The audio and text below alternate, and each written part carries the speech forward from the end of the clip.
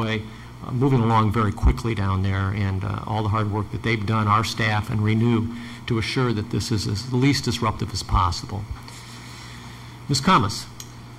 I'd like to ditto what you said earlier, and as far as most, if not all, of the citizens' concerns tonight that have been discussed, we have discussed them at great length, and they have been on the table. Thank you, Mr. Gallagher. Ms. Verbic. Yeah, well, I hear repeated comments about cutting this and that out of the budget. I hear repeated comments about how part-time the city council is, but that's from people who, in my vast experience of the past 4 months, haven't sat up here, don't have to absorb and comment on all of the material that we have to consider.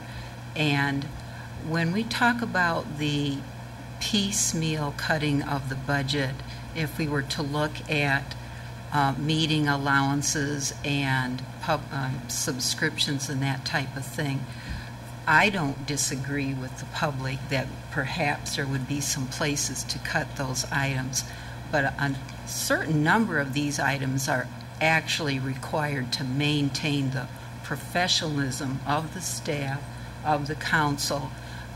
You just can't cut everything and expect this organization to be run professionally. I personally have 3 jobs, and I'm still happy to fill in here for the 3rd Ward Alderman that resigned and do my best job to propose cuts that are reasonable. We consider at great length the long-term impact of these type of things, and so before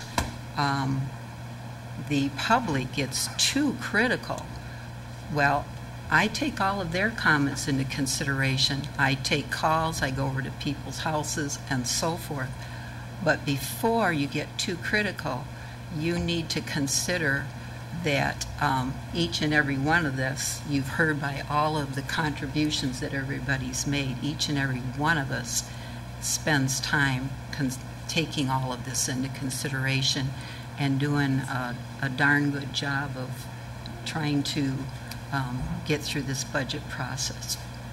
Comments on the budget. I think I recognize that we have had a structural deficit in addition to a recession. The recessionary aspects of this and the revenue decreases we've seen, I think we have tried to address, and thank the city staff and so forth for giving us the alternatives and getting us to the position of balanced budget. From the standpoint of long-term structural deficit, we have ways to go. I think we recognize that, and I think the efforts and some of the action plans and studies necessary to examine some of these longer-term issues, including medical costs and so forth, are still things we need to continue to push forward with, and appreciate the recognition of that as well. On North 1st Street, I know there's a lot of work going on.